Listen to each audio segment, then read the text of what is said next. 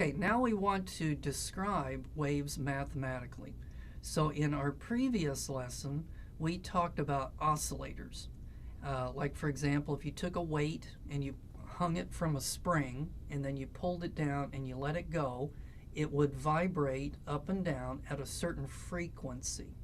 And so frequency was given by this letter here, and then its official metric unit was the hertz, and it was how often did the oscillator oscillate. So it oscillated a certain number of times per second, and then that was the frequency. So in terms of electromagnetic waves, and another name for an electromagnetic wave is light. So in terms of light waves, the frequency determines the type of light. So I'm always going to put radio waves on this side over here, and then next to the radio waves was the infrared, and then next to it was the visible light, and then you had ultraviolet, and then X-rays, and then gamma rays. So this was the electromagnetic spectrum. So it turns out that radio waves have the smallest frequencies, and that the gamma rays on this side have the largest frequencies. So as you go from radio waves to gamma rays, the frequency is constantly getting larger and larger. So this is one way that we define the different parts of the electromagnetic spectrum, is what is the frequency of that light. Now in terms of sound, the frequency is going to be related to the pitch of the noise that is being created.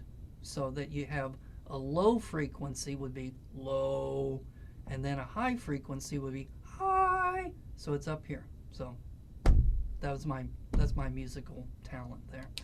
So you have low frequencies, which is going to be low pitch, and then high frequencies, which is going to be high pitch. All right, then we also talked about what did we mean by the amplitude of a wave. And so if we draw a wave like this, then the amplitude was going to be the distance from where it has its maximum to where it is at the equilibrium point.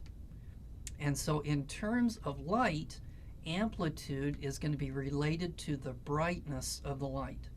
So do you remember when in a previous lesson when we talked about the electromagnetic wave, we said that this could represent the electric field, and then the magnetic field came out and it looked something like this, so that the greater the amount of the electric field, the greater the amplitude would be. Well, if you were to look at that kind of light in the visible part of the spectrum, it would be brighter.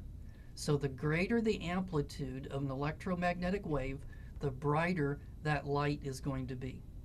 In terms of sound, it's going to be how loud is it. So a sound wave also is going to have a certain amount of amplitude to it, and then that's going to be related to how loud it is.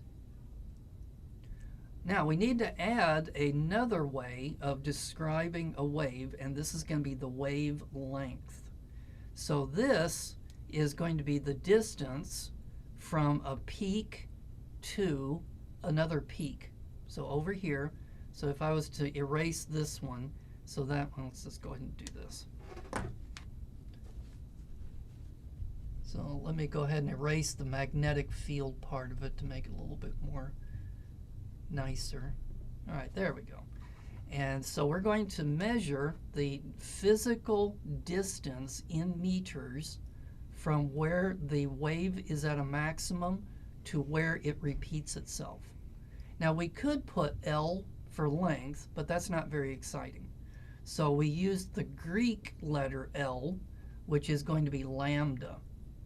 So lambda is going to be the distance that the wave travels before it repeats itself.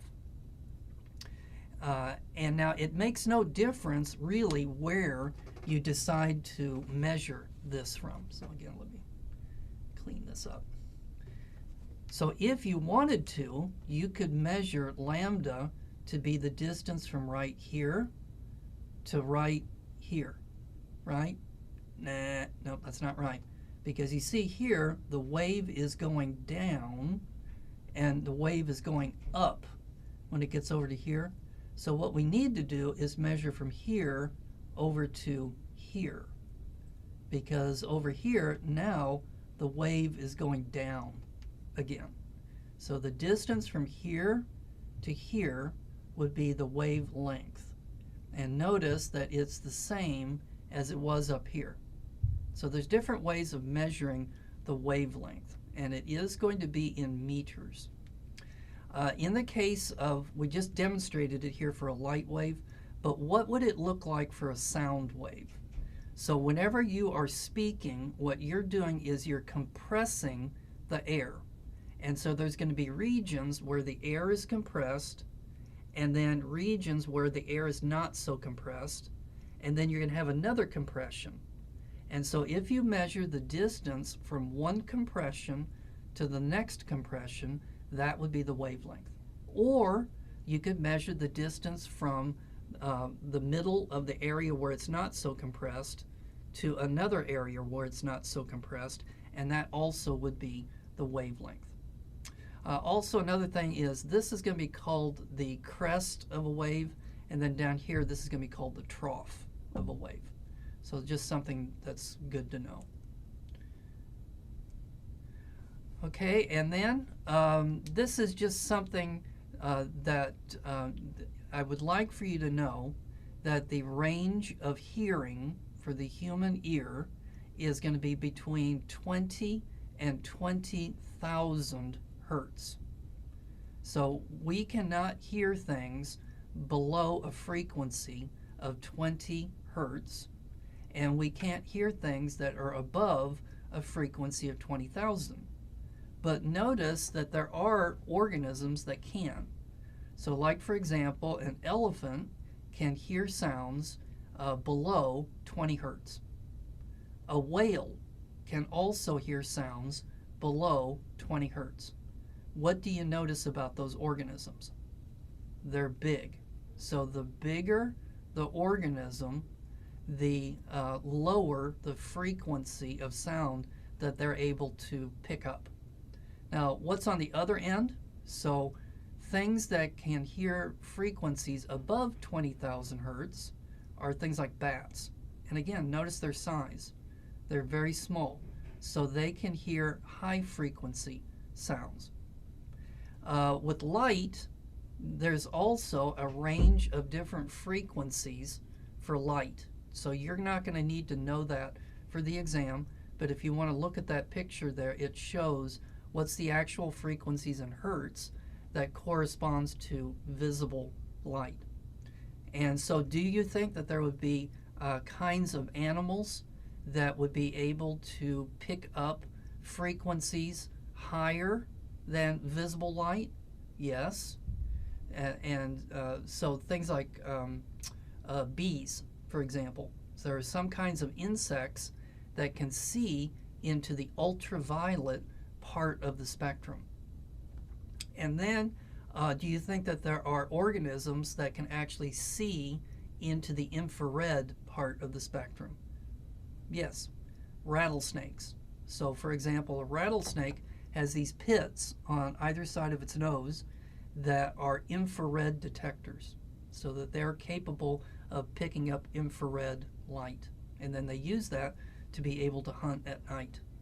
So certain kinds of organisms can hear frequencies that we can't, and there are certain organisms that can see different parts of the electromagnetic spectrum that we can't.